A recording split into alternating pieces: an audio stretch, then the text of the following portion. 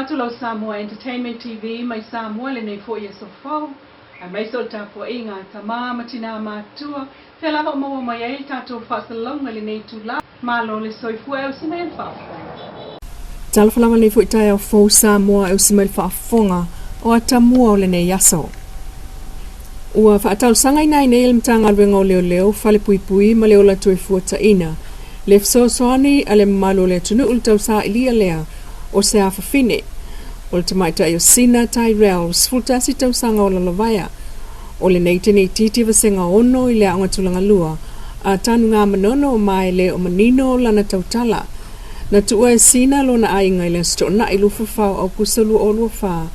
i le petusa o le lima anga i le ono i le fiafi o le vainga mulimuli i a teia o lo o ia la e ia se mi tiafu faikola lanu uliuli ma se ofu vai puu e lanu mumu fa mulmole ia se tasi o sila fiesa no fuanga o lo o iai Sina o se fa mtalanga fo ia winga i a teia se ifso ta iane se ofiso leo o latane po le numera lua ta untanga luenga o ngā lue fa atasi e Mose Samoa saonga le mu Isi o tala wa whaamuta whaafua sei ma awese atu i whafo ma Samoa ta maita i misionare to atolu. Leana whaafefe ma whaamata ue whasioti e le li Samoa sa tau mwhai e whaamata uma whaamalosi i la tau le whale na nonofo ai i vaitele le asa luasul whao a perila. Na iyo e ina e lui poka saveu ona molianga i le masina na suso o ai lua fitu me e au fi ai molianga i lua o le tau mwhai e whaisa whai ngā ai ngā whaamalosi tasi molianga o ngaoi, tasi molianga o telepe ma le loto iai, tasi molianga o whaamata o fasioti, tasi molianga o le umi o le aupenga matautia. O soli tu la fono ale ali e tu sai o whaamaumau ngā leo, ma whaamawina i le whaaiunga ale whaamsinonga o iai le tātou kopi, na amata le soli tu la fono, ale ali i mai le fiafi o le lātou tā elenga, ma ana uo, ma whaaswa abane ai mai anga o iai le ki o le tabale, ma sola ai o le oso fa ai o le mauta na tō whawhai ta maita e misionare to atolu i lea pō na sao i totonu ma le whasiu o mea o se vainga na mata tau ai i la tau ma wheme mea ai i lea luatu tele noa se i tulou ai fusi lo na ulu o le toia lunga o le ali i le i whafo ma le potu na loka i loa e teine le whai toa ma po loka i le moenga ai vili leo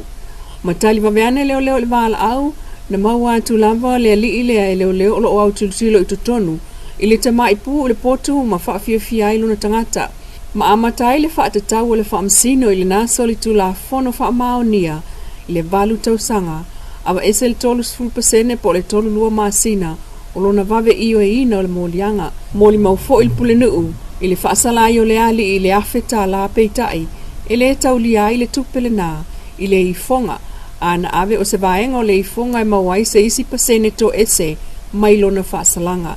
Peita ili pote lana kalesia na mawai lesi whaamama avenga ilan sala i ona i tu lelei. Mataunu uele whaamasino, Chief Justice Berese i le whaasalanga e whaatau sanga ma le tolu masina ava ese eitai minata o fiai ma uapolo i ai e le whaamasino le tu o le ngoa o le alii i le Sexual Offenders Register.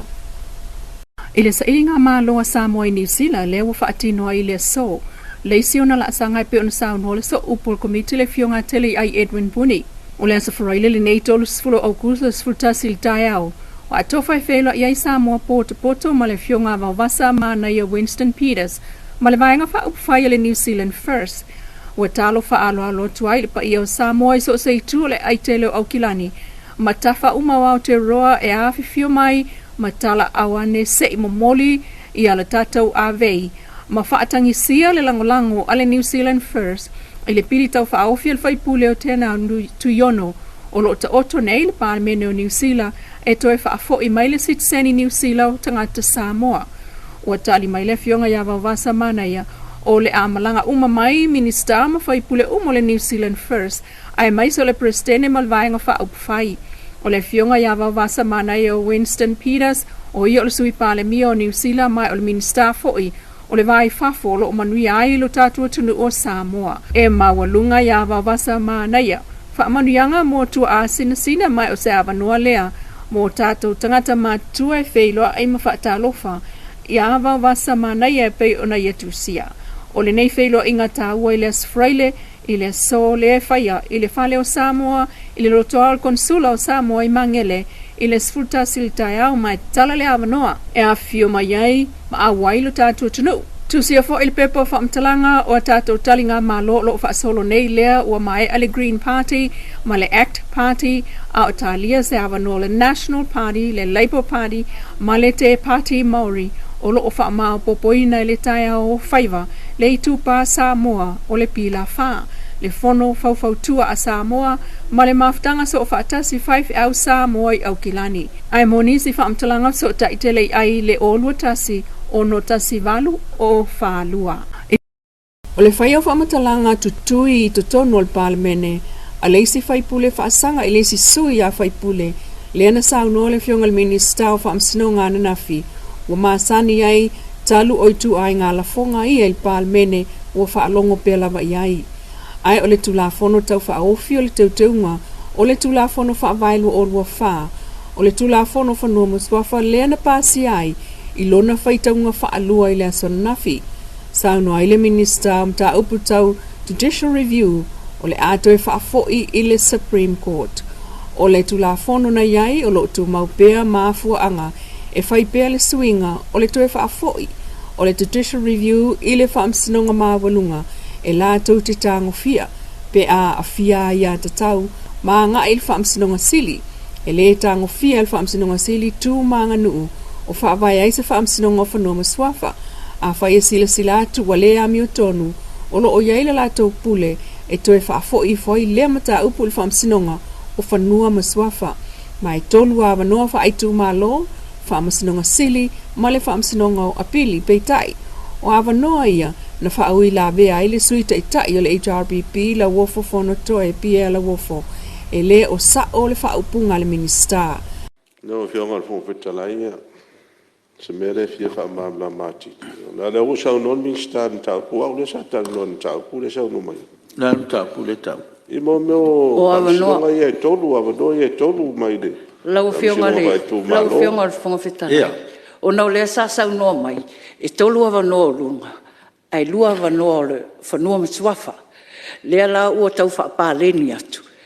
E lua fo ia wanoa lunga. Pea whai alu sa o lava le, ma ta upua leo lo o whato ai. Ili whaamsinonga sili. Ia, o na misi e leo lo ngā wanoa mua. A leo mua lo ngā wanoa, tasi lo ngā wanoa. Ili whaamsinonga sili. A whai la e toi eisesi, toi whaisana talsanga apili. Ia, o na lua ai la ia lea. Lea la e pāleni, tai pāleni ia. Lunga malalo le utal noa pe ia wanoa. Ia, lau a fionga le whongatalai. E lo le mangingo lau fionga le whutatak. Ia. A o si le fia le lau fionga. O le whainka ngā rurui whaamisionga lau fionga o le loia. Ia. O e o sa o le bera whai mai o. Ia, o lai kau whaamkalakala me ni skat, whaamamoe o le kula whonga mo menga. Mari e lau fionga su kai kai. Se o loi me kai kasi fa pe ngama mi nga ngai sa o komiki si e me ngama ia la fionga tama te miska si o mako man balama o mo mera ko ai ia o le wa fionga fo fetalai ia o nisi na vaenga o manatu e tau ona toe o ia se fa matalanga ia ona o nisi o mata upsala ngama isu fono sui mamalu ai manatu le fionga al minista Teu ngol whaavailu o lua wha, mō le toe hauli liwina, o tu ina atu komiti mō la nei loilonga, mō le tolu māsina, i le pāsi ai o lona whaitaunga whaalua, i le asona nafi. Mai ta alonga e wha au soka, mai le Pasifika lea o le asa ili eise au malosi,